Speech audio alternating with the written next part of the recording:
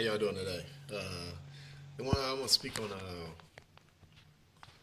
first engaging relationships. And when I say first engaging, I mean people that are just decided to click, and become an item, or be married or whatever.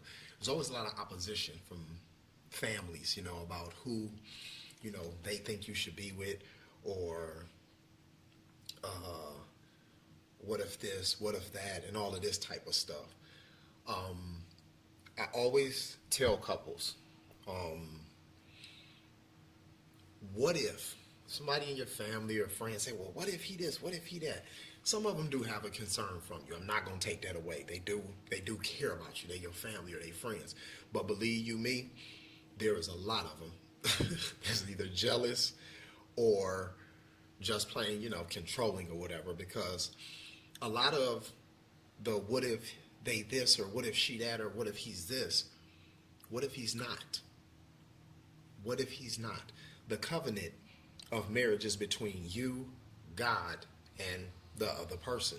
So everybody that has a what if or telling you who they think you should be with, okay, for one, that's not who you're going to spend the rest of your life with. That's not who's going to pay your bills. That's not going to be the person that's supposed to be there to comfort you or anything. That decision is between you and that person. The Bible clearly states a man will leave his mother and father and cleave to his wife, and the two shall become one flesh. So when it says leave your mother and father, this is also a covenant, but it's actually broken to go and become a part of another more powerful, more determined to succeed covenant, a part of a one covenant. The majority of people that have an idea of who they think you should be with, I bet you not finna tell them who they should be with. A lot of people that tell you who they think you should be with actually are in jacked up relationships they self. And they'll try to, you really just being a hypocrite if you tell them, oh, you shouldn't be with them, they this, and that, when you know they man is a player, a drunk, he don't work and everything else. So it's like, how's that working out for you? You know what I'm saying? But my family has never been like that. My family, even my mama, I love her. I love her to death. That is my heart. And, I told her, the young lady I'm talking to now, is going to be coming here to visit, and I'm going there to visit her family and this and that. My mom was like, I'd love to meet her, They're always, their first question, is, is she a Christian, and this and that. But my mama thing is, if you like it, I love it. I ain't got to go home with it. She can have a ear on the side and a dog tail growing out her knee. Well, that's what you like, baby. More power to you. Because, like she said, I ain't got to go home with it. I ain't got to pay y'all bills or none of that.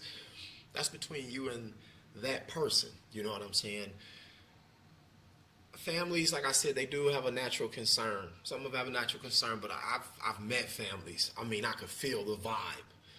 They didn't want that person to be happy. They knew that they had nothing bad to say about this person. They just telling them this ain't who you should be with, or and this. And I'm like, wow, But like I said, you can't tell them anything. So no, in your relationship, who you decide to be with and who decides to be with you. Sure, you want them to meet your family, you want them to get along with them, you want them to, be respectful and this and that. But I'm going to be honest with you, don't ever look for somebody's family member approval of you. Because that covenant is only between you, that person, and God. Their approval means absolutely nothing, to be honest with you.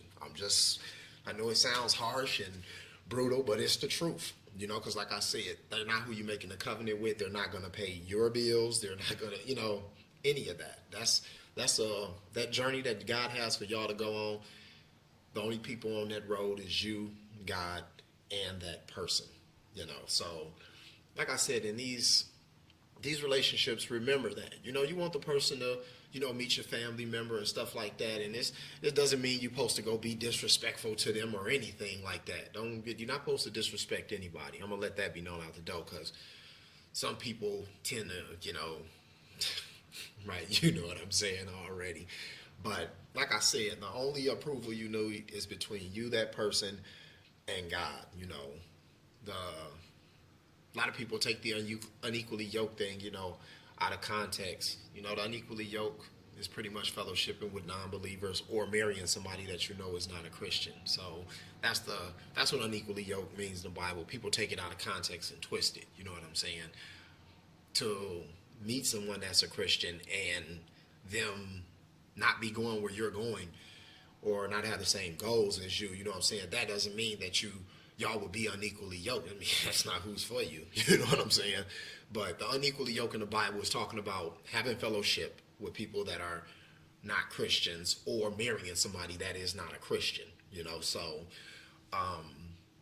like I said, know that your covenant is between you, your significant other, and God. You want to be respectful to everybody and be at peace with everybody by all means, you know what I'm saying? But to need their approval, you don't. You don't. And there's nothing biblical that says get the approval of a father or a mother before you marry somebody. And if anybody can show me that in the Bible, I'd love to see it. You know. But God bless. Shalom. Hit me up if you got any questions. You know, I'm more than willing to help and answer in that aspect. Because like I said, I've done a lot of counseling, and boy, families are the biggest destroyers of relationships there is before they even get off of the ground. Real talk, just being honest with you, because and people will show you if they're more pulled by their family or if they're gonna be more devoted to their family than you. And just being honest, people can say, "Oh, ain't nobody gonna come for my mama and this and that." Okay, well, you be by yourself, because ain't no real man of God gonna step out and let anybody play head over what God has already called him to be head of. Simple as that. You shouldn't be with somebody if you don't trust them to lead you to God, period. And if you trust in him as a man of God and to lead you to God and for y'all to walk with God, then you know he not having it. He not having it. So, like I said, God bless. Shalom. Hit me up if y'all have any questions. Holla.